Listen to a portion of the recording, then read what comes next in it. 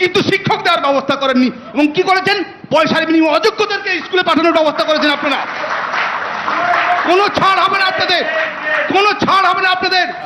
বললেন পশ্চিমবঙ্গে কি কিছুই হয়নি? হয়েছে তো। গরু চুরি হয়েছে, বালি চুরি হয়েছে, মেধা চুরি হয়েছে, যোগ্যদের চাকরি চুরি হয়ে গেছে।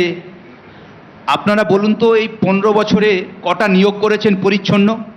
কটা নিয়োগ করেছেন যেটা সুপ্রিম কোর্ট হাইকোর্ট দেখেনি? বলতে পারবেন? একটাও পারবেন না। দিনের পর দিন রাত্রে কেঁদেছি আমরা, যোগ্যরা রাস্তায় পড়েছে, লাথি খেয়েছে। আমি নিজের এই যারা বলে যে শিক্ষক নাকি জাতির মেরুদণ্ড, সেই শিক্ষকের মেরুদণ্ডে আপনাদের সরকার, চোর দুর্নীতিবাজ সরকার লাথি মেরেছে। বিদ্যাসাগরের মাটিতে এটা চরম লজ্জার। এবং আমি কাঁদতে কাঁদতে একদিন এবিপি আনন্দে বলেছিলাম যে এই অন্যায়ের জবাব আপনাদেরকে দিতে হবে। বাংলার মানুষ সুদে আসলে উসুল করবেই, বাংলার মানুষ উসুল করেছে। আপনাদের নেতা মন্ত্রীরা, গ্রাম পঞ্চায়েতের প্রধান, উপপ্রধান, মেম্বার, তাদের অট্টালিকা, আর আমরা যারা ফিজিক্সে, কেমিস্ট্রিতে, ম্যাথমেটিক্সে, ইংলিশে MA BEd MSc PhD অন্যান্য চাকরি ছেড়ে নিজের বাড়ির কাছাকাছি নিজের রাজ্যে সেবা করার জন্য, নিজের গ্রামের ছেলে মেয়েদেরকে শিক্ষা দেওয়ার জন্য শিক্ষকের পেশাটাকে বেছে নিয়েছিলাম। সেটা আমাদের অন্যায় হয়েছিল। আপনারা চাল কাকর একসঙ্গে মিশিয়ে দেওয়ার প্রচেষ্টা করেছেন। আমার কথাটা শুনুন, আপনারা অনেক বলেছেন, আমার কথাটা শুনুন। আমার আপনি বলছেন তো আজকে মোশনটা ছিল অ্যাসপিরেশন, আপনি মোশনটা পড়েননি। আমি অ্যাসপিরেশন এটা নয় যে আবার এটা হবে। না না, শুনুন, যদি এটা থাকতো দুর্নীতি তাহলে এটা আলোচনা করতাম। অনেক শুনেছি, আমাকে বলতে দিন। আপনি না না, মোশন কি? আমি ইতিহাস, আমি ভবিষ্যৎ নির্ধারণ করব কি করে? আপনারা যে কাণ্ডগুলো করে গেছেন, আমি জানি না আমার চাকরিটা আছে কি নেই, আমি জানি না। তার জন্য দায়ী কে? আপনারা তো। আমি প্রশ্ন করবো না আপনাকে। আমার আগস্ট পর্যন্ত বেতন আছে। 19,000 যোগ্য শিক্ষক, শিক্ষাকর্মীদের বেতন আগস্ট পর্যন্ত। তারা জানে না তাদের চাকরিটা, তাদের কি অন্যায় করেছে। এমন ঘেটে দিয়ে গেছেন আপনাদের এই অপদার্থ চোর সরকার। কলকাতার মোড়ে মোড়ে আপনারা কি সুফল বাংলা খুলেছেন, কিন্তু বাংলার মানুষ জানতো না যে সুফল বাংলা সবজি মান্ডিতে আপনারা মেধাবী যোগ্যদের চাকরিগুলো বিক্রি করবেন অর্থের বিনিময়ে। একটা অপদার্থ চোর দুর্নীতিবাদ সরকার।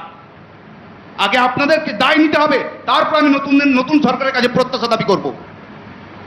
আপনারা কোনো কথা বলবেন না, আপনারা কোনো কথা বলবেন না।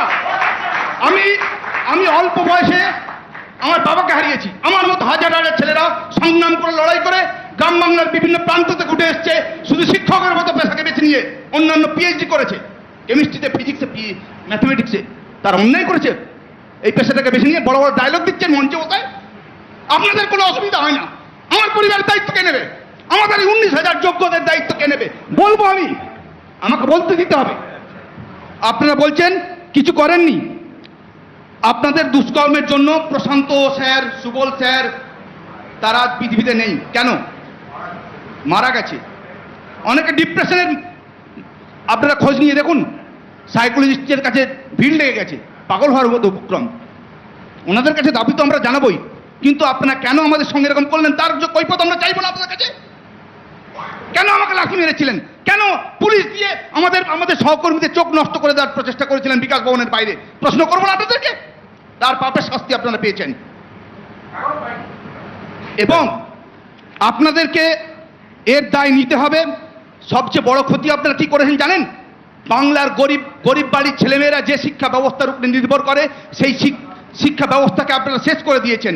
আপনারা বই দেওয়ার ব্যবস্থা করেছেন, জুতো দেওয়ার ব্যবস্থা করেছেন, সাইকেল দেওয়ার ব্যবস্থা করেছেন, কিন্তু শিক্ষক দেওয়ার ব্যবস্থা করেননি। এবং কি করেছেন?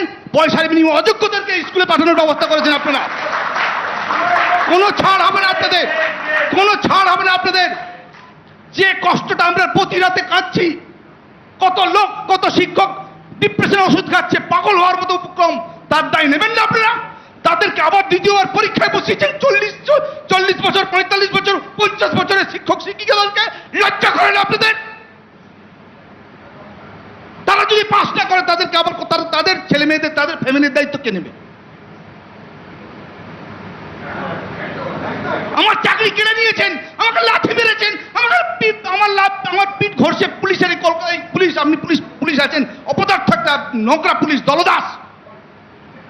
আমাকে খোঁজ নিয়ে গেছেন, আমাদের নামে কেস দিয়েছেন, মিথ্যে ফলস কেস দিয়েছেন। আমাকে আমাদেরকে আমি জানি না, আমার মেয়ে প্রশ্ন করেছে, বাবা তুমি স্কুলে যাবে না? আমি উত্তর দিতে পারিনি। আমি স্কুলে যাব কি যাব না, আমার স্টেটটা কি আমি জানি না, যে আমার চাকরি আছে কি নেই। এই যন্ত্রণা আপনারা বুঝবেন না।